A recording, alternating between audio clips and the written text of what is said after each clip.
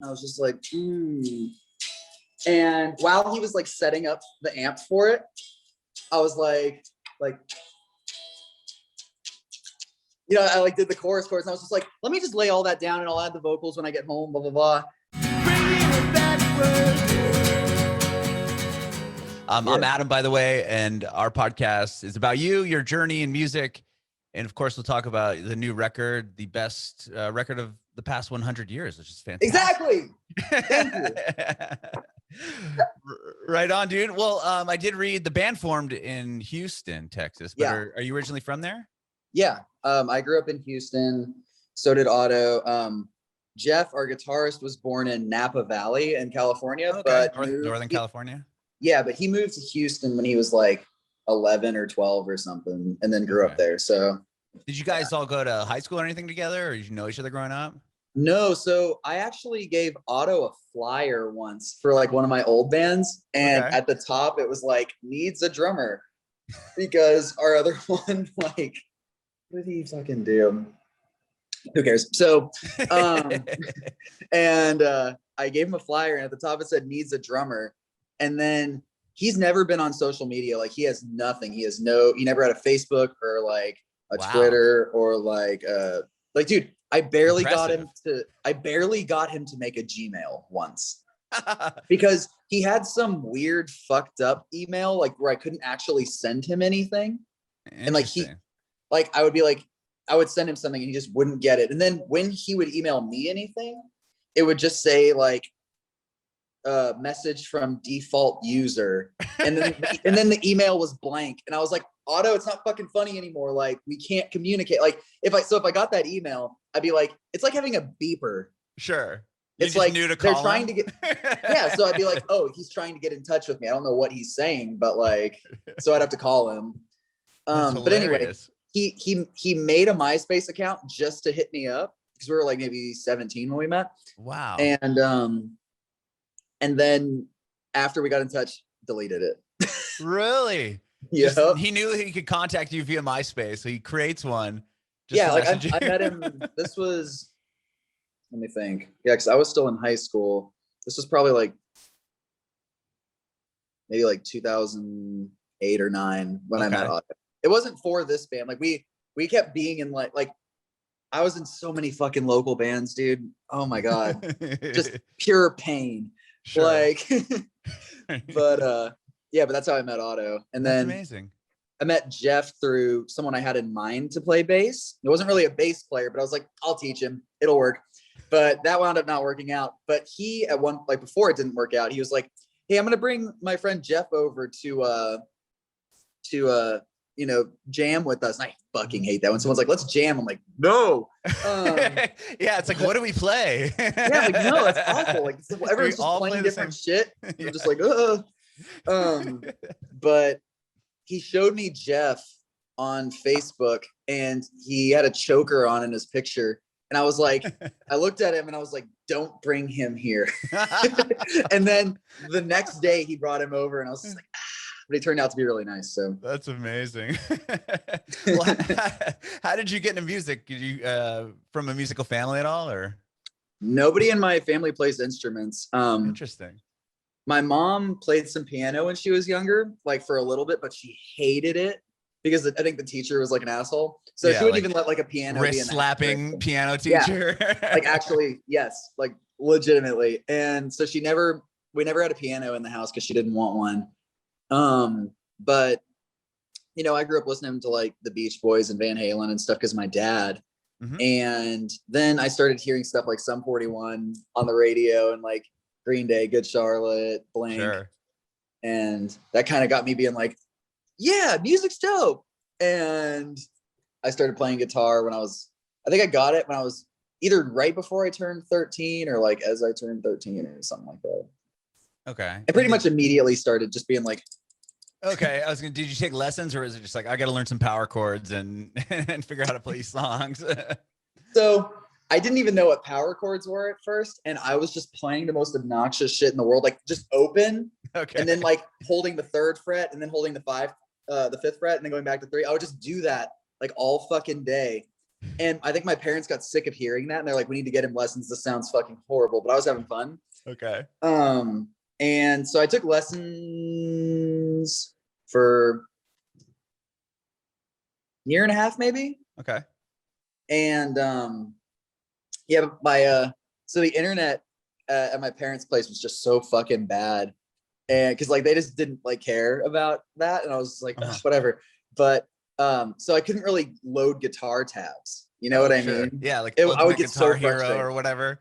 Yeah, ultimateguitar.com, baby. And and yeah, now every time you go on there, they're like, download the app. I'm like, fuck you. Oh, really? I'm like, my phone is full at all times. Yeah. Now it's like, go find some kid in the middle of the country on YouTube that'll figure out how to exactly. play it. Exactly. No, that's literally like if I listen to something and I don't immediately hear it by ear, I'm like, let me just look at it on YouTube. It's fine.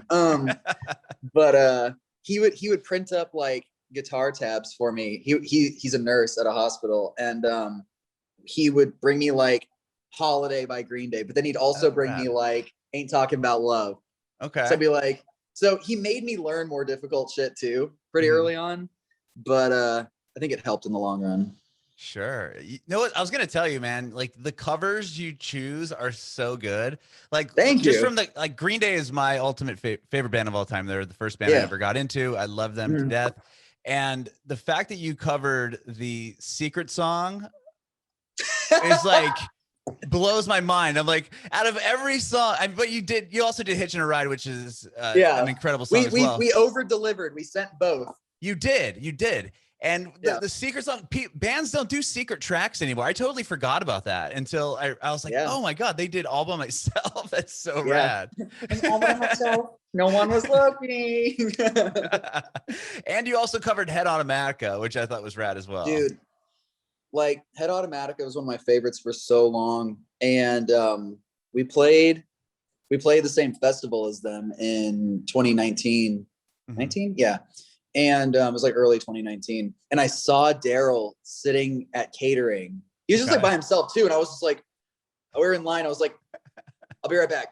And I went up and I was just like, dude, I'm so sorry for bugging you. I just got to say, huge fan, love what you do. I've seen y'all live and stuff, blah, blah, blah. Like Head Automatica is like my shit.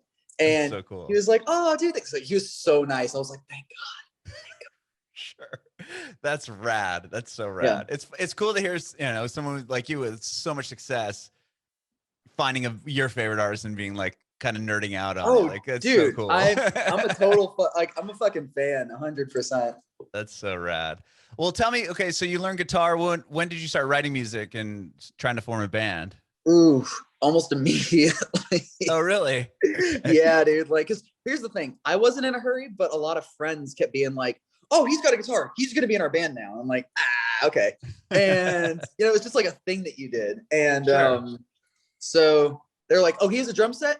He's the drummer, and like you get together and you try and learn songs and shit. But I was probably like 13 or 14 when I started trying to write songs, and they are so embarrassing. Oh my God. Like, dude, here's the thing. Like, I was just trying to write like what I heard like Blink doing or Green Day doing or some 41 or like Hawthorne Heights even. Oh my God, I got some real emo shit from like. Oh, dude, those are like my favorite bands. I love that. Yeah, but I was just like, man, like only one person knows where those journals are, and they have specific instruction. If I die, you burn those. You swear to God, and you won't read them either. You're just gonna burn them. They're embarrassed. Like, dude, I literally, I've never done drugs, and I have songs about getting high just because I was like, that's what they would write about. That's what's cool. Like, That's never, amazing. Like, I'm just like, man, like I've looked back on it. I'm like, you were doing your best, dude. You're great. You're fine.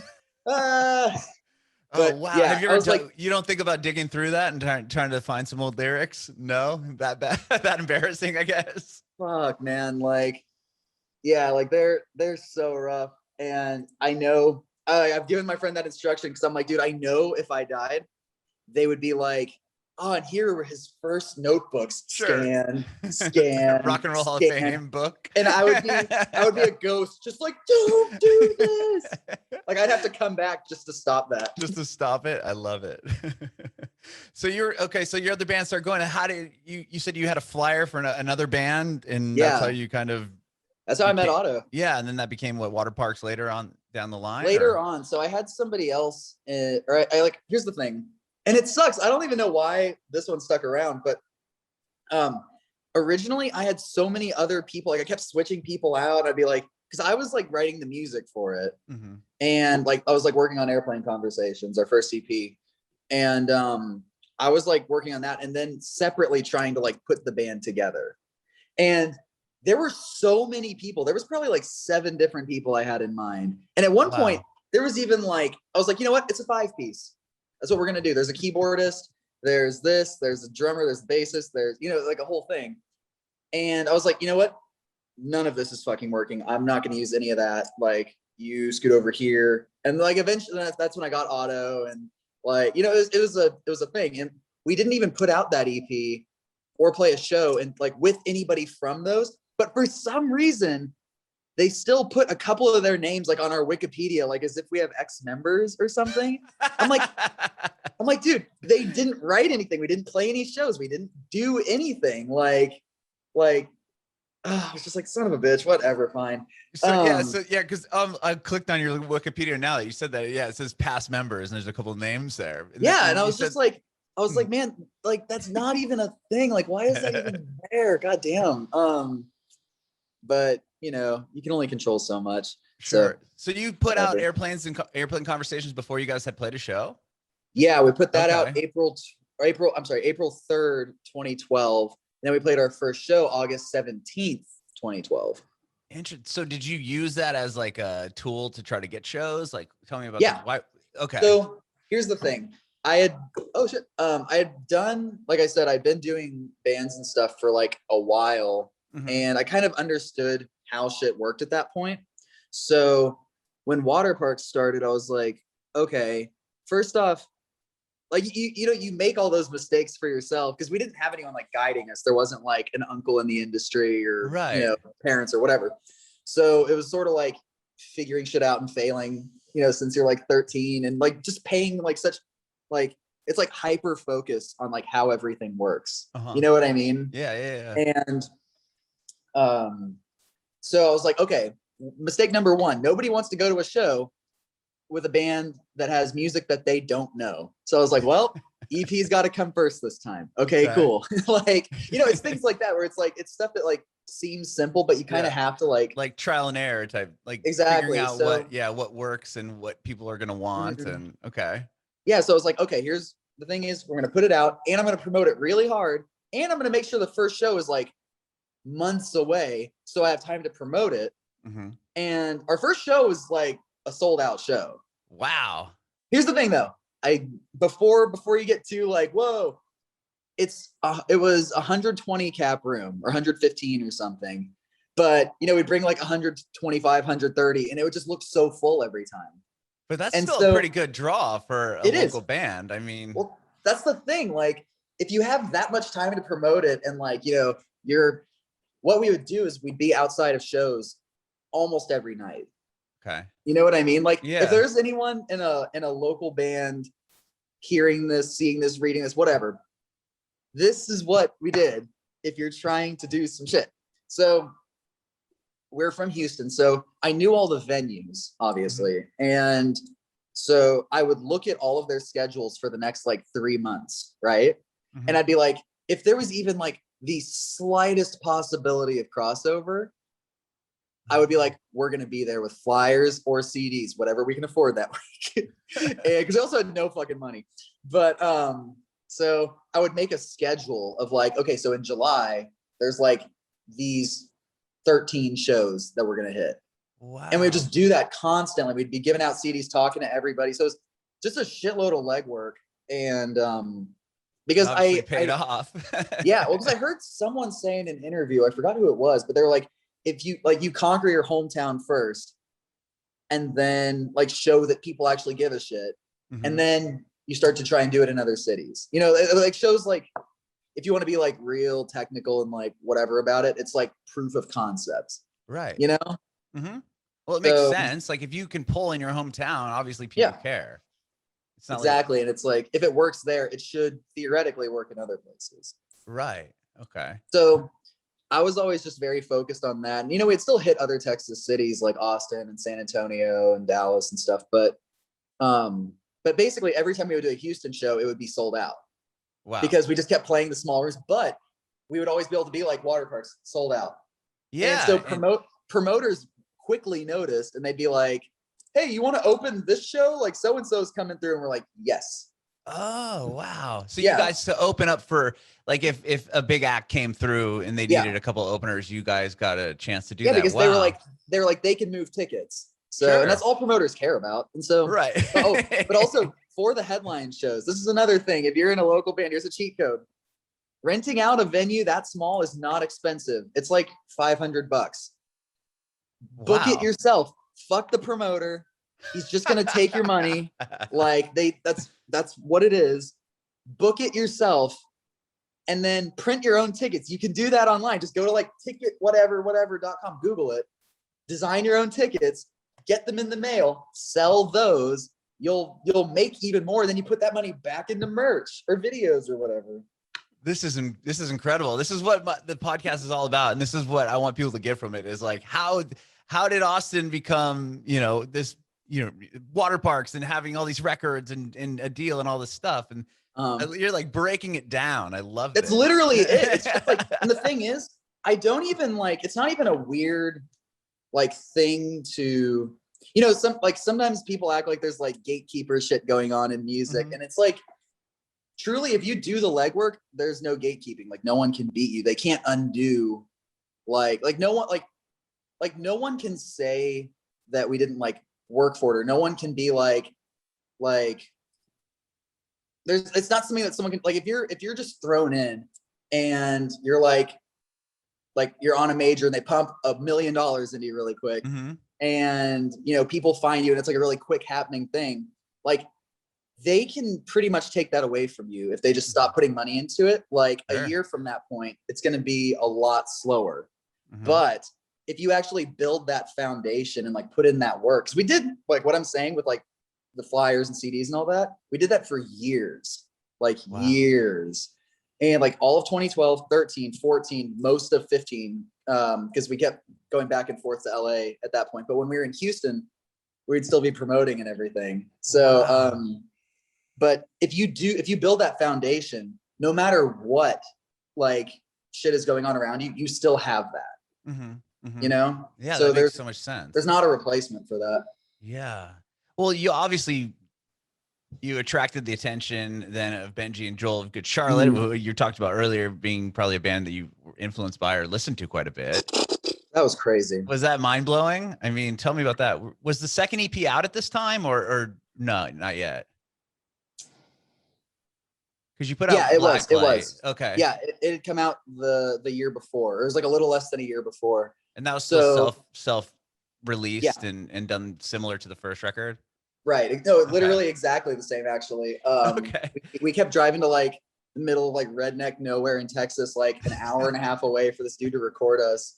And oh my God, we get blown off all the fucking time. It was a whole thing. We're just like, this sucks. That's why I started like learning how to record. Wow. Because I was like, really? I was like, you can't count on people. Like, that's why the reason I know how to do everything is because I had to. You know what I mean? Like, yeah, I know how to like design merch, like edit things. Like I can edit flyers, videos, whatever. Like I can do it all because I like out of necessity. Sure. And it's hard to like stop. You know what I mean? It's hard to like not micromanage every like fucking detail when you did it for that long. You know what I mean? Right, because you know how to do it. You know what you want. At that point, exactly. It's like, oh, I could just do this myself. Yeah, and there's not like weird pushback or like, you know, there's not like any attitude or like weird input that you don't want. You're just like, you know what? It'll be just easier. Just let me just flyer. You know? Yeah, sure. Well, plus it's like it's more your feel too. Like if you develop like a style, mm-hmm. Like people can tell if you're making all your own shit. You know? Mm-hmm. Right. Or at least if there's like a consistent theme. Or with if they it. know, they kind of know your band and your vibe. If you put out something that it'd be easy to kind of spot out, be like, I don't know if that's really Right. if that was their design or where that came from. But Yeah. so wow. So tell me how you got the attention of those guys. So, I was okay. I used to babysit for this family, right? I was really good at not cussing. And I was really, really good at not cussing. And but I did that for like 4 years with this family. But I also taught guitar lessons every day. So I'd babysit for these people. And then afterwards I would drive to people's places and teach guitar. Wow. Yeah. So that's how I had like any money. And then I would put it all into flyers. It was gas money because I needed that to be able to drive all these places. But then anything left over if I had like a good amount, I'd go buy some blank CDs, and a good amount is like $40. Sure. If I had like that much, I'd go get CDs. And if I had like $15, I would just get a bunch of flyers and I'd be cutting them in the Kinkos and shit. But I remember friends of mine's bands doing that. Yeah, I'd go 24-hour Kinkos and just those big blade cutter thing. Yeah, or like we'd be like, okay, it's 7 right now. The show lets out at 10. We can make it. Blah blah blah. You know what I mean? That kind of thing. Because like everybody had jobs too. Like Otto worked in a warehouse. Okay. Like he'd get up at like 4 a.m, just like moving boxes and shit. And Jeff worked everywhere. Jeff has had every job. Crazy, but anyway, I was at those people's house babysitting the kids. I was in the backyard, and I got this DM, or I was at their house, and I got this DM from, it was either Benji or Joel. The only reason I'm blanking is because, or like I don't remember. I need to figure out who specifically it was. I probably could pretty quick here. The reason though, amazing. The reason I get mixed up is because they had the same profile picture at the time. That's awesome. Let me see. Was it on what platform? Was on Twitter? On Twitter. Okay. Okay. Wait, hang on. I think it may have been Joel. That's rad. So you obviously saved this. Oh yeah, 100%. So, but anyway, I got this DM, and it was just like, yo, love what y'all are doing. Like we should meet sometime. And I was just like, what? I was like, what the fuck? And I was just like, oh, this is crazy. Okay. I was like, yes, that would be cool. Like that, whatever the fuck I said. And I wonder, hang on. I want to find it so bad. Hang on. No, dude, this is so rad. Thank you. Wonder if it would have been on the band account. Yeah. Shit. So I remember being like, holy shit. And we had actually just signed with a label, our first label. What is my password now? I just changed it. I think I know it.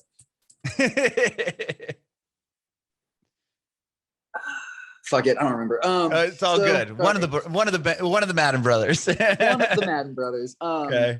So were you signed to Equal Vision? Is that when? Or yes. Was okay? Wow, I didn't realize that you signed to them first. Okay. Yeah, we had just signed with them, like maybe a week before. That must have been a huge moment too. I mean, wow.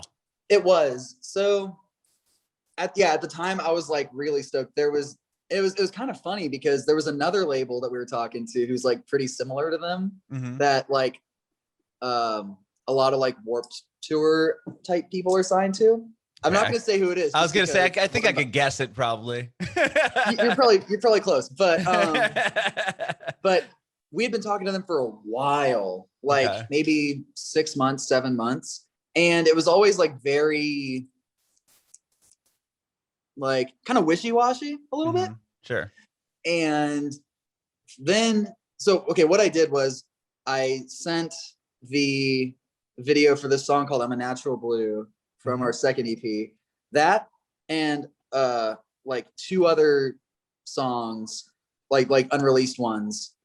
By the way, if you're listening to this, labels only like unreleased shit. There's that. So I was like, hey, this here's an unreleased video and a couple songs. If you like it, I'll send you some more demos. Thanks. Like it was like, you keep it very short. Don't send like your EPK or whatever. No one reads that shit ever. Don't do it. It doesn't matter. Just be like, hey, this isn't out yet. Here's some songs. And I did that to like 4 or 5 labels. And a few of them got back and they were like, this is dope, you know? But one of them that I really wanted to go with at the time, they just like, I told them, I was like, hey, we just got this offer from Equal Vision, and I think we're gonna go with it. And he was like, wait, let me talk to my boss. And I was just like, okay, cool. He's like, don't sign anything. I'm like, okay. And then hung up the phone and I was just like, yeah. Because like now you have some leverage. Yeah, you go from like emailing and like being like, please look, to like there's multiple people interested, and you're like, whoa, damn. And granted, like in retrospect, it's like kind of low stakes, like indie shit. But either way, it's still they huge. came back. Yeah, it was. Those labels had the coolest bands at the time, right? I was like dancing around my room to Death Camp by Tyler, the creator. Yeah. And that song is just so hype, and I was just like, excuse me, mister. But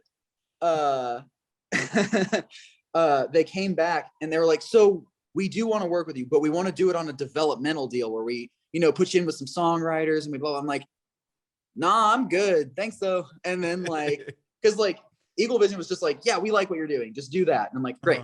And so, I mean, and that's always been the most important thing. Like even signing with like 300, I was like a huge thing for me. I was like, and you're not touching creative? And they're like, no.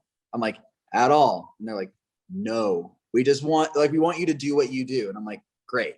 Yeah, you know what I mean? Like, guys, I'm doing this. That's what's important. And but yeah, so we went with EVR, and then like the next week, Joel DM'd and was like, yeah, I love what you guys do, blah, blah, blah. And then our A&R called me like right after. It was like, hey, what are you doing tomorrow? And I was just like, probably, or like, what are you doing at this time tomorrow? I was like, probably babysitting. I was like in the backyard, and she was like, okay, well, would you rather go to LA and have lunch with Benji and Joel? And I was just like, yeah, that'd be good. We can do that. We can do that. I can move some things around. Yeah. So Benji and Joel flew us out. I hit up Jeff. I was like, we're going to California, bitch. Like, let's get swimsuits. And because we're just like fucking dumb Texas dudes. Like I like, you know, never been to California. And, wow. So that was your first experience too. Wow. What a very Hollywood kind of cool way to do it too. Oh yeah. We got picked up at the airport, and like in like a big black car and shit. And we went up there, and I didn't realize at the time what a flex it was, but they took us to Nobu, but we're too stupid to know that that's like tight. You know what I mean? Like I learned what Nobu was later from like Drake songs, but I was just like, oh, I was like, dang, they were really flexing, and we were just like too dumb to know. Crazy. You're like, oh, this place is kind of cool. They were like, Nobu? Okay, great. Let's do it. So no, but they were just like awesome immediately. They were just like very understanding of like what, you know, artists like they've been on the other side of it. So they were like, look, we're making a management company. Like you would be like the first, you know, people that we bring in, but we're really interested. We really love what you're doing. And I was just like, yes. Wow. And so, yeah, then going back to Houston and immediately like going and like flyering again was so weird because we couldn't like talk about it. Yeah, it was probably all pretty DL at that point, right? Yeah, and like we recorded our first like label EP Cluster that year. And then, you know, like dude, fucking like it's weird like meeting these people, and like, you know, like Mikey Way came to the studio and was like, wow. Yeah, didn't he play bass on the record? Or yeah, that's what I was about to say. And I was like, it's not even like to just to like name drop or whatever, because but he came and he played bass. And so it's like, imagine meeting all these people and then going home and you're just like at your parents' house, like did I dream that? Yeah, you're like, did the guy from My Chemical Romance just play my record? Now I'm at home with my parents. Why am I picking up dog shit? I'm picking up dog shit in Houston still, like at my parents' house, like, man. But Yeah, so it was like, and like, we'd go and like, we'd still flyer and we're just like, hey, check it out, blah, blah, blah, blah. And there's like this like feeling of like, oh, they don't know yet, but like shit's gonna be cool in a second. Mm-hmm. So we'd be passing out CDs, and like it stung a little less when people would be like, push it, or like be like, no, or whatever. It'd be like, you're lost. Yeah, exactly. Right. But wow. yeah, actually, I've seen some of those CDs selling on Depop. Those like, because we'd have to like write the song titles, and like we'd write Waterparks and all the CDs and stuff. Do you have? I'm sure you have to have at least like 1 or 2 copies of that still lying around, right? Probably in Houston. I actually, I had to sell. I got rid of my first car, which breaks my heart. Actually, I was actually just telling our TM yesterday. I was like, dude, if I saw someone driving it around, I would just buy it back. Like, I only got rid of it because the place I moved, I only had 1 parking spot. Oh. And I was just like, oh, well, okay. I'm also like a hoarder with sentimental shit. Sure, like I hold on to everything. Yeah. But anyway, there were a lot of flyers in that car is what I'm getting at. Like I thought you were gonna say, and that record was stuck in the CD player or something like that. Dude, I came up with a lot of stuff in that car too. That's cool. Yeah. Well, hopefully you'll get it back. I'm hoping for someday. I'm gonna try. Well, so you put out Cluster. The next record, you put your first full length out. That was Double Dare. So we toured for a year on Cluster. Oh, you did? Just on the EP. Yeah. So we put that out in January of 2016, like early January. And then we had never done a tour before, but we just immediately, we got the van and we went for it. Did you tour? Did you support anyone, or was it like, okay? We were supporting Never Shout Never and Metro Station and a band called Jewel Vera. We were one of 4.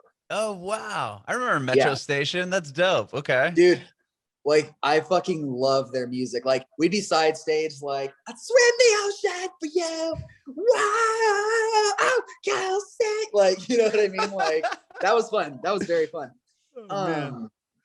They got hits, dude. But, yeah, so we did that. And we had like a month and a half in the summer off. Like we had like a month and a half off, and then we had to drive from LA because we got the van. Okay. We had to drive from LA to Houston, and then, or wait, did we drive it? Yeah, we stopped in Houston, got all the shit, and the next day we started Warped. Wow. So we finished the album, and drove like overnight, got to Houston, got the shit. Warped started in Dallas, luckily. And we just went, that's good. Yeah. Not too horrible. What's that, 3 hours away or something like that? It's like 6. Oh, is it? Oh, okay. Never mind. Bit further than you think, but I'm also like a bitch about like driving and like waiting in the car. I'm like, I get so bored with like everything. Did you have Double Dare when you guys did that, when you did Warped Tour then? It wasn't or out. Is it still, okay, it wasn't out yet. So we were only playing the EP. Got you. Okay. And then like one old song, I think. But so we did that for basically a year, and then like November, is it 17th? Yeah. I'm normally pretty good with dates. I've been less good lately because everything just kind of. I'm shocked like, how like, oh yeah, April 3rd that came out. I was like, wow. Well, so it's November 4th. I'm sorry. So the reason, like, dude, I remember because like we'd be passing out flyers. You say it so many times. Oh, sure. You're like, August 17th, August 17th, August 17th. Hey, August 17th, there's a show. August 17th, show right here. Blah, blah. Like, it stays with you. I remember, dude, even for like old bands, I remember certain old flyers and what the dates were. Wow. From when I was like 15 or whatever. Yeah, that's cool. Like that's it stays with you for some reason. But yeah, I also remember a lot of shit that it's just useless information. But yeah, so November we put out Double Dare. We dropped Stupid for You right before. Okay. And that was cool. We chose that one because that's the one where my parents came into my bedroom like at separate times. They were like, hey, what you working on? Like, blah, blah, blah. I'm like, oh, it's the song. They're like, can I hear it? And I was like, sure. Like normally they would just leave me alone. Right. I played that one. They're like, that one's really good. I'm like, okay, if parents fuck with this, then let's go. Cool. That's cool. Yeah. So that kind of gave you the stamp of approval to run with that one as the single. Yeah. So we're like, that's the one they're like, anytime someone would be like, why Stupid for You first? I'm like, well, first off, it's a fucking hitter, but also It's the only Right. one my parents wanted to hear. So That's cool. That's cool. What would you say like the like a milestone from that record would be? Aside from the Warped Tour, I mean, that's pretty huge. for Double Dare, Yeah, for Double Dare. well, we got to do our first headliner on it. I was at the very top of 2017, so it was like maybe like 3 months later, 2 months later. Okay. So yeah, first headliner was crazy. I want to do some more shows like that. Like, so I mean, granted, some of them were bigger, like a few of them were like 800 cap, but there were some that were like 200 cap. They're like 250. Okay. And like a bunch of them they were sold out, especially if they were like that size. But sure, that's huge to tour the country on, headliners, selling out shows. I mean, it takes one bands, album. We're just I was gonna say, band. usually bands take a couple to get to that level. Well, dude, we like I said, like, well, one, we're really lucky. Like that's and you're really of good. course, a part of it. Thank you. But also when we did like Warped, for example, we were like, we still did the thing that we would do outside of shows, but we just stayed at our tent until everyone was done. Like until we met every single person. You know what I mean? I was like, yeah, this summer it's gonna suck sometimes, but we're gonna meet every fucking person that steps through this fucking gate. That's so you know cool. what I mean? That is And so cool. It'd be like 3.5 hours just in the heat, like, whoo, like Warped Tour Sun is unforgiving. Oh, dude, it's brutal. It's brutal. But I think from doing that, and like even the shows that were like opening, so we when we put out Double Dare, we were one of 4 on the Sleeping with Sirens tour. Oh, that's huge. Wow. So, afterwards we'd meet everybody. So I think putting in that time and like meeting every single person is what made those smaller shows, like on the first headliner, sell out. Okay. So yeah, because if we didn't do that, it wouldn't have happened. Yeah, being so personable, especially with people, they're gonna come back and be like, "Oh my god, like this band is so cool! Like I got a chance to meet them last time." Yeah, and it's cool because I recognize a lot of those people. Like still, like if they come through, I'm like, "Oh, I've seen you like a lot." That's cool. Yeah, that's really cool. That was a milestone. I think we won like a Song of the Year thing. Got a trophy over there. Let's go. Oh, really? For what? Like, that's cool. Here, it's really high up. Hang on. Where's the tourney thing? I feel like a parent. Like, this guy up here. Oh, for all press. That's sick. Yeah. We got that head right there. We got we got the cum mugs. I'm sorry. I moved to LA and I was like, I need shit in my place. And then I saw those at Target and I was just like, Wow. So you won an All Press Award. That's massive from that record. I'm trying to like milestones. It's we got to do a side stage at Reading and Leeds. That was cool. Wow. Was that your first time playing abroad? And Mikey came through and played that. Yeah. Wow. That was surreal. That's cool. Here's the thing. If I could go through my phone right now, I could find more milestones, but those are the ones. Those are good. Those are good. Yeah, and then you put, so that's awesome. And then with Entertainment was the next record. You did another one on Equal Vision. Yeah. So we dropped Benji. Yeah. Those guys produced the second album as well.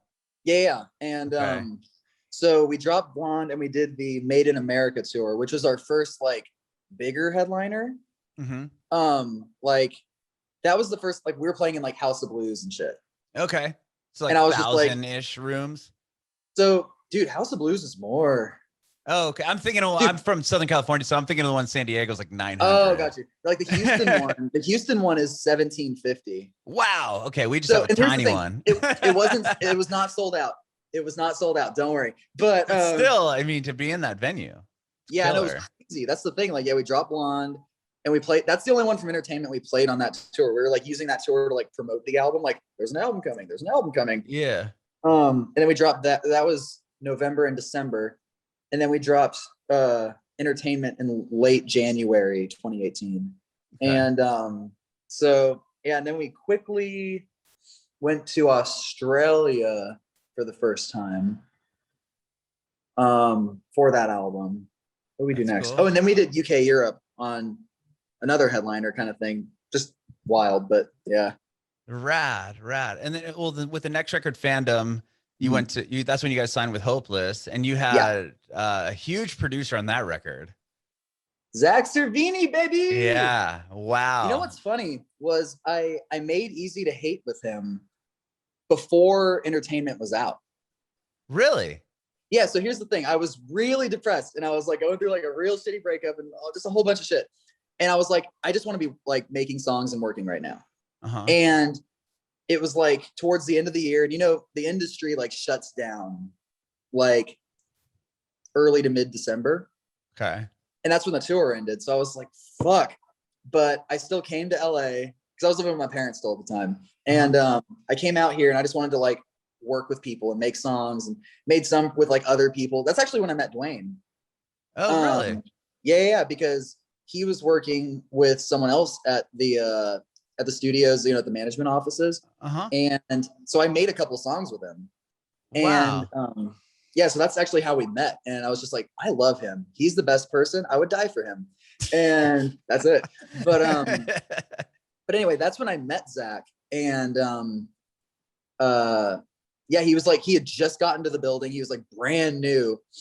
And I was like, hey, we should do something or whatever. You know what I mean? Like that kind of thing. And it was set up pretty easily. We you know, because I mean, our managers are like an atrium away. It's like the offices, then like the big open room, and then all the studios. Okay. So it was set up pretty easy. But yeah, so I had 1 day with him, or no, 2 days with him, I think. And yeah, 2 days. And the first day, we were actually making a song with Awsten from 5 Seconds of Summer. Oh, really? Yeah. And but he was running a little late, and I was like, hey, I have this other idea. And then we recorded Easy to Hate. Wow. And that was before Entertainment even came out? Yes. Yeah. Whoa, that was like a month before. And so actually, I don't know if I've ever told anyone that timeline. Interesting. But exclusive. And yeah, I mean, we made a few songs, and I was like, these are really dope. And so before Fandom, there was like another album in the works, and I just wasn't feeling it. It just wasn't right. The songs weren't right. The mixes weren't it. But Easy to Hate was going to be on that still. Okay. Right. And so we heard, like, you know, we'd listen to it, and I was just like I caught myself like kind of explaining to friends like, oh, but don't worry, that part's not mixed yet, blah, blah, blah. Or like, oh, but that part's gonna like, you know, be louder. That part's gonna, you know, hit more. And I was just like, fuck, I'm doing that a lot. I'm not feeling this. And like, even like subject matter wise, I was like, I don't want to do this. And but either way, Easy to Hate was gonna be on it. And Benji came to me and was like, hey, I heard this other version of Easy to Hate, the one I had done with Zach like way before. He was like, I thought this was like a mixed and mastered, like complete thing. This is incredible. You should try something with Zach again. And I was like, yeah, you're probably right. And then we went on another tour, and we came back, and like the next night, I hit up Zach like spontaneous, and I was like, hey, I really want to make a song right now. Can I please come over? And he was like, yeah, come through. And we made Turbulent. Oh, wow. And yeah, I was like, I just need something dark and fast, like make it real breakbeaty, but like I want to make it sound kind of evil, but then we're gonna like sparkle on it. And like, anyway, so I was like, and so we got it, and it was like real crazy. But very shortly after, Dream Boy was made, and it was dope. I was just like, oh my god, like when it comes to like I was just like, damn. And I was like, this has me excited. You have to feel excited. Like you have to be able to like feel that energy, or you're not going to be putting it out there. You know what I mean? Like, because I went from like explaining shit like, oh, this is going to hit more, to like, oh my god, like this shit is just like punching, like this is crazy. And after we finished Dream Boy that night, it was like basically done. It was like done being recorded. I was like playing with some chords, and I was like, hey, can you record these really quick? And they were like real pretty. And you know what? Hang on. Here we go. So I was like, oh my god, I love you. I was just like,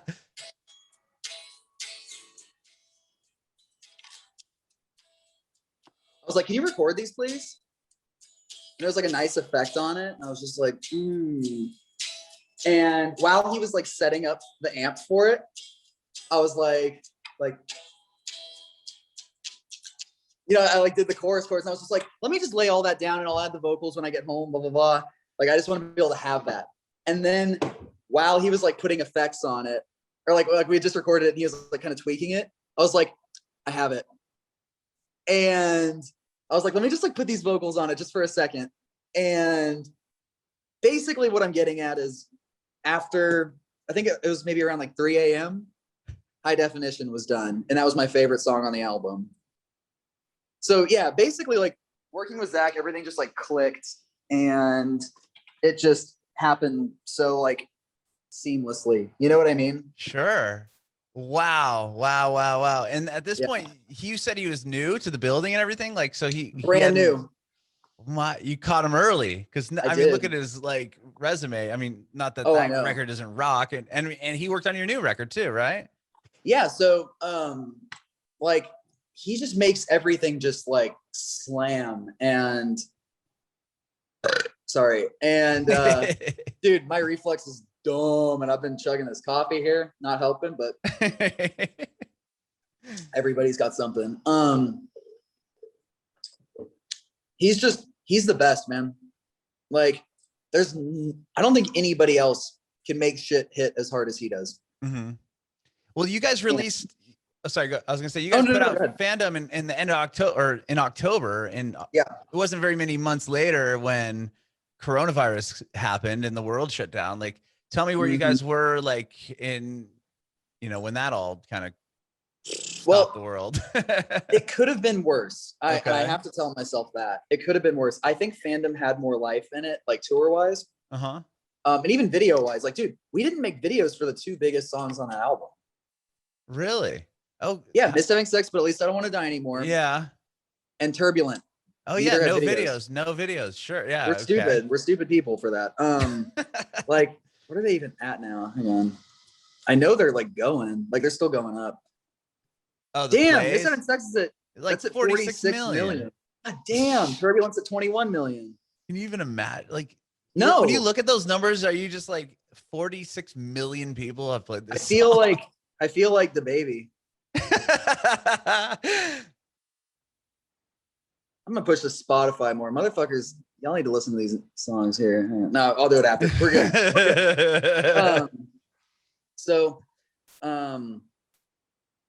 Oh yeah. Wait, what were we talking about? Oh, just where you guys were when COVID hit. Right. So, okay, like I was saying, it could have been worse. We got to do one US tour that went really well. Mm-hmm. I was very happy with that. And then we got to, there was like a small break and oh my God, I was like in the worst place. I was just not good. But in that time, I got 2 days with Zach again. 2 days is like the key number, I think. And I'm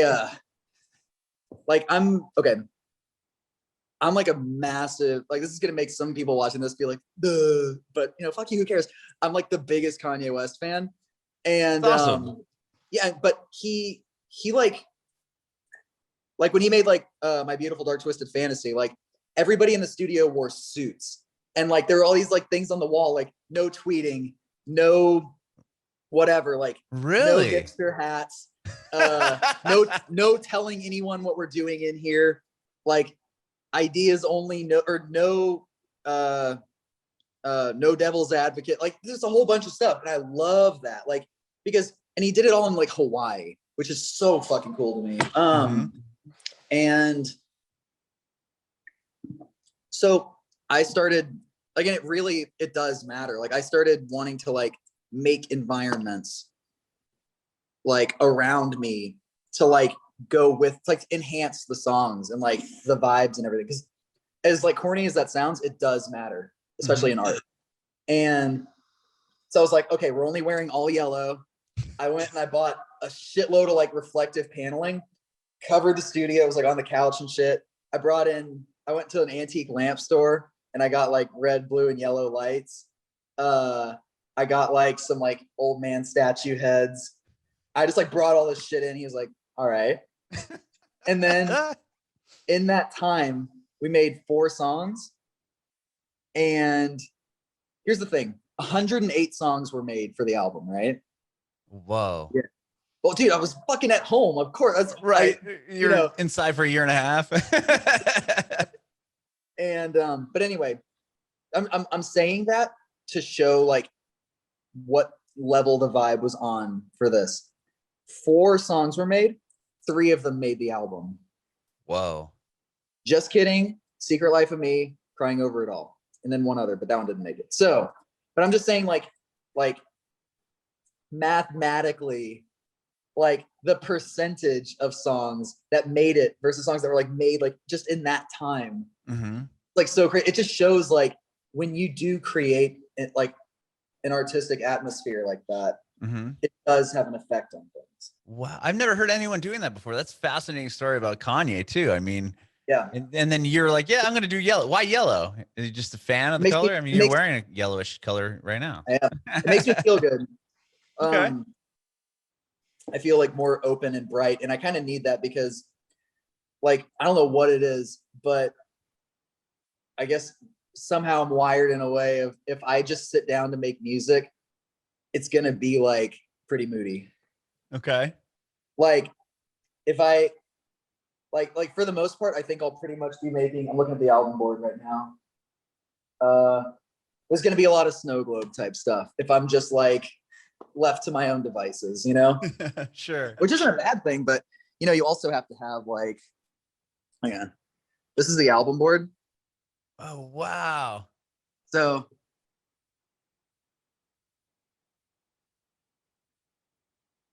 yeah, it wasn't in order at the time, but yeah. That is so cool. And you draw all that, right? I mean, I love the records you're giving away on your Instagram. I'm like, oh my God, I would kill for one of those where you drew like the basketball hoop and you're like you're doodling on the records and giving them away. That's so cool. I'll make you one. Are you serious? Oh my God, that'd be so dope. I've asked the label for more copies so I can like do that more. I would love that. That would mean so much. That's so cool. I really would love that, Awsten. Thank you. No, let me just tell Miles again. Sorry, real quick. Just so I don't forget this. Boom.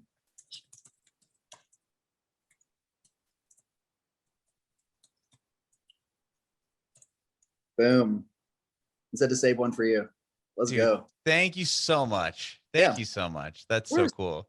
Well, I want to say, and the record's awesome. I love that you called it Greatest Hits, and it's one of the best albums of the last 100 years. And the fact that it's not a Greatest Hits record, it's just got the greatest hits on it. It does. It's the Greatest Hits. It's so cool. It's such a great name because when I was like, oh, they have a Greatest Hits record coming out. That's cool. And then I'm like, none of these are on any other record. I knew in like 2015. I wanted it to be Greatest Hits. Like I've got a notebook where I actually have like Greatest Hits like sketches. Really? Yeah. And like I didn't know what the concept was going to be yet or like why it was going to be Greatest Hits, but I knew when we got to G, it was going to be Greatest Hits. Okay. You know? Yeah. But you know, because everything's like, I don't know if you know this or not, but for anyone listening who doesn't know, spoiler, our shit's in alphabetical order. Yeah. Airplane Conversation, Blacklight, Cluster, Double Dare, Entertainment, Fandom, Greatest Hits. Oh, dude, I didn't know that. I didn't even put that all together. Yeah, so I knew we were going to be on G, so I was like, G is going to be Greatest Hits. Like, that's so rad. That's so rad. And you guys have a tour. You just announced a huge tour that's like selling out like so fast. It's going so well. I haven't even looked at the numbers yet. I was going to yesterday, but we were driving to K-Rock. And oh my God, that was actually like a little nerve-wracking. I'm gonna be honest. Really? I've been radio for 16 years. I know people over at K-Rock. I was on 91X in San Diego for a long time and Live 105 in San Francisco. And that's cool. Different. Yeah. See, but when we're playing shows, I tell everyone to leave me alone. I just play solitaire on my phone. No, I'm not even kidding. Like I warm up and then I just like play and I don't look at the time. If anyone comes up to me like, how much more? I'm like, fuck you, get away. Like, I just want to be like, I want Lucas or TM to just be like, go. And then I go out there. Okay. If I think about it, then I'll get nervous. But if I just walk out there, I'm like, what's up, bitch? Like, you know what I mean? And it's like, but with the radio yesterday, he kept being like, Kevin kept being like, in 30 minutes, you know, like he was like slow, like in 15. Oh yeah. Playing, he was like saying this on the radio, live on the radio to millions of listeners with no production, no auto tune, just him and a guitar, blah blah blah. And I was just like, like 10 minutes, and then something happened where like times got mixed up, and so it was actually I was gonna be doing it like an hour later. Okay. And so we did the whole countdown, got me all nervous, and then they were like, "Oh, we have an hour. Do you want to go outside and meet people?" And I was like, fuck, not because I don't want to meet people, but because I was doing a Death Cab song, so my voice has to be like, oh, okay, like lower, you know what I mean? Sure. Like soft. And so I totally broke in my voice for like a fucking hour. And then they brought me back in and then redid the countdown. So I was like, this is the most nervous I've been for a performance, like in as long as I can remember. This is terrible. Wow. it still came out like cool. What Death Cab song did you cover? Soul Meets Body. I love it. I didn't know what I was going to be covering. Like they told me the day before, they're like, we want to cover. And I was just like, shit. All right. And I didn't know what to do, but I woke up with Soul Meets Body in my head and I was like, I'll do that. So I had to learn it. Like how to play. And the day of you learned it? Yeah. Oh my gosh. And I double checked on the lyrics and I was like, oh, there's a couple I was getting wrong too. Fuck. I'm gonna have to like not do that. And like they're just like odd turns of phrase. You know what I mean? Like, and we turned the dirt with our palms. I was like, you turned the dirt. I was like, what the fuck does that mean? I was like, whatever. He says it. I'm gonna say it. I'm gonna go with it. Yeah. So there was like, I was like, okay, know the chords, know the words, know where to like be softer and like where to pick and whatever. But yeah, by the time it actually came on, I was so fucking nervous. I'm sure you hit a home run though. I mean, let's be honest. You know? Yeah. Wow. So you got to play that yesterday. That's cool. And then obviously the tour and selling out multiple dates already. You guys are playing. I'm originally from San Diego. I moved. Yeah. My family and I just moved to Nashville like during this whole COVID crisis. Okay, you're not even the only one that did that. Like I know a few friends with that, but we're coming to Nashville. Yeah, you're playing Burke and Bull. Yeah, and I'm not nervous. I'm just curious to see how that goes because we've never headlined there. We've only done like Warped Tour type shit. Okay. We haven't even had a chance to go out really and do anything, to be honest, because it's like we moved here and everything was shut down. So it's like no shows were happening. So like we haven't even had a chance to really. I'm sorry? Did Nashville ever actually shut down though? Not fully, but nobody was coming here. You know what I mean? Like Waterparks weren't coming to playing Brooklyn Bull. I was still seeing people in the South like full on having concerts. And I was just like, you guys are fucking this up. Like I follow like a few like hip hop people based out of like Atlanta. And they're like out at a club. Full capacity door shows. I was seeing them in like August and I was just like, fuck, man. Like I can't say anything because it's just like I'm just not my fucking place. But oh my god, like you are fucking this up. But wait, how are we talking about? Oh, the reason I even brought that up is because we were talking about the tour. Miles, our day today, was like, "Hey, do you want to see the numbers?" Like while we were going there, I was like, "No, I'll look after in case one of them makes me sad." Okay. He's like, not going to be sad. They're all extremely good. And I was like, okay. So I haven't even looked at like all the numbers yet, but they just keep being like, holy shit. We just added a night 2 in Philly. Yeah. I was going to say, you just posted that a couple hours ago that you guys added that. That goes on sale tomorrow. Hang on, sorry, I was getting a phone call. I just declined that beach. It's someone from management. They're trying to drop off 3,000 posters for me to sign. Oh my gosh, that'll hurt the old wrist. That's gonna suck. That's the rest of my day. I did 3 interviews and then this, and now I'm about to sign 3,000 posters. Let's go. That's so cool though. You're getting ready, man. It's the world's opening up again. Yeah. I'm apologizing for denying the call. It's all good, dude. I only have I only have one more question for you. This has been so great, man. I really enjoy this conversation. Thank you so much for doing it. Of course, dude. No, this is fun. I love getting to do more in-depth stuff like this and not just like, why is your hair different colors? Yeah. What's your favorite burrito? Yeah, I'm like, man, fuck off. But actually, okay. And people are gonna be like mad about this, but whatever, it's fine. In Houston, I get taught like the taco truck. Like there's a couple that we go to almost every day. Like when we went back for fandom rehearsals, we ate it every day for like 7 days straight. One day we went twice. It's like that. Lunch and dinner. Yeah. But out here, I haven't found like anything that's that good. And so really in LA, yeah, no, dude, well, San Diego's got better. I mean, people are going to hate on me, but San Diego's got better Mexican food than LA. Maybe like, but it's so different than Tex-Mex, and it like bums me out. And like places advertise, they're like, this is Tex-Mex. I'm like, no, it's not. Like I try it and I'm like, but I started cooking tacos and they are my favorite. They're so good. I figured it out. Like I watched like every YouTube video on how to make like Tex-Mex fajitas and shit. And now I cook them here like every week and a half. That's cool. You should do little taco parties. See, I do sometimes. I bring like some friends over and I'm like, let's go. I thought you were going to say like, you should do like a YouTube video or something. You like should, how to make the taco. That'd be great. Here's the thing though. So many of our fans would be like, or so many of our listeners would be like, I always feel weird saying fans. I don't like it. It feels like uncomfortable for some reason. Well, they are your fans.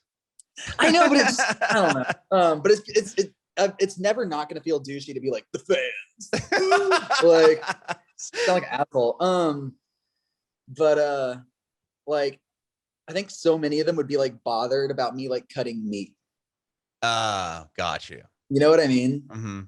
Like I'd be cutting the peppers and onions. They'd be like, cool, like seasoning, and then meat. Trim the fat. They'd be like, ah! What if you just had it all cut up prior? I could do that, but they might not even like seeing it like that. That's true. They might be like, gamble. It's a gamble. Just throw the recipe up. I can gamble here and there, like with certain things, but sometimes it's just not worth it. Right. I feel you on that one. For like sure. what's like the good outcome? They don't say anything. Like there's not like a good one. There's just like a neutral. Yeah. It's either the people that eat meat or whatever will appreciate it, and everyone else will be pissed that you did it. Yeah. Like anytime I've posted, like when I'm cooking, dude, I was cooking so much over quarantine, and every time I'd post like some bomb ass steak that I made, I would have like 40 DMs being like, "Is it vegan?" I'm like, this? You want to know if this? Like, fuck yeah, it is, dude. Of course it is. Of course, this is beyond. Beans, yeah, exactly, dude. Awsten, thank you so much, man, for chatting with me today. Yeah. You've been so much fun to hang out with. I really appreciate it. Of course. Are you coming to the Nashville show? Yeah, we are. Let's go. Yo, hang on. Let me tell Miles the guest list here. Hang on. Dude, thank you so much, man. Yeah, again, we just moved here, and by that time we're building a new house, and by that time it should be good to go, and we're gonna put a studio, and hopefully sooner than later we can do these things in person again. Yeah, no, I would love that so much. It'd be so fun. I have one more question. I know this whole time, dude, you've been like telling people how this works and how to really make a name for yourself in this industry. But if you have any advice for aspiring artists, I'd love to hear it.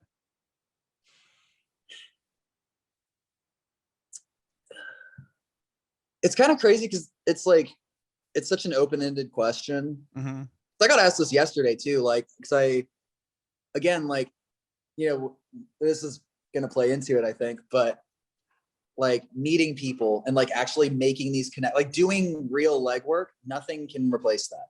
Nothing you do online is going to replace that. And like, one person asked me yesterday outside, because I met everybody at K-Rock that came to the show thing, but someone asked me that, and it was just like, honestly, you just have to create, like, just I'm trying so hard not to give like a douche answer. Like, you just have to start shit, like make something, go. Because I also have friends who, you know, are in bands or like making bands who have been like in the pre-pro stage for years and years and years and years and years. And like, maybe that will pay off, you know, I hope it does. But like, you have to start and you have to just be consistent. Like, and there's always going to be obstacles and shit. Like dude, I can't tell you how many times a day I'm just like, God damn it about something, you know what I mean? Just something being annoying. You have to do it because it's just like,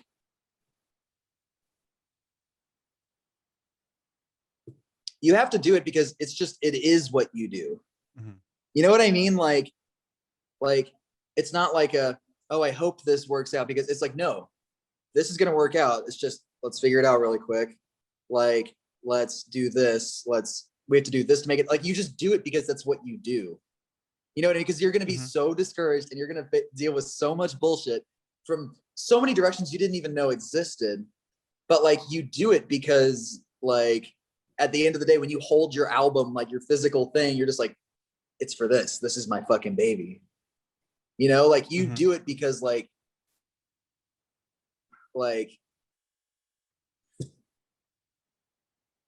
it's hard to explain, because it's just like almost like an innate thing, you know, where like it sounds so fucking vague and dumb. Just make dope shit and don't be an asshole. That's truly it. Make legit dope shit. Don't rush looking for a label. Just make cool shit, put it out and push and meet people and just do everything. Like, I wish there was like one easy piece of advice, but that's amazing. That's great advice. And like I said, throughout this whole thing, you've been like dropping the best knowledge I've ever heard. So yeah, I really appreciate it. Exactly. Okay. That's what it is. If anybody, like, I mean, everything I just said is true, even if it was like, you know, scrambled and like, you know, messy sounding, but yeah, do everything I said at the top of the podcast. It worked. Bringing it backwards.